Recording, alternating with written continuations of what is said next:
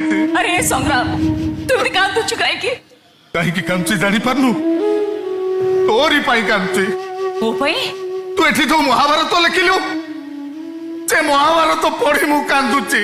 ସଂଗ୍ରାମ ତୁ ଏମିତି ସବୁ କଣ କହି ଯାଉଛୁ ରେ? ତୁ ଚାହିଁଥିଲେ ବାପା ମୋ କଥାରେ ରାଜି ଯାଇଥାନ୍ତେ। ତୁ ଚାହିଁଥିଲେ ମୋ ଜୀବନଟା ଆଉ ଥରେ ଗଢି ହେଇ ଯାଇଥାନ୍ତା। କିନ୍ତୁ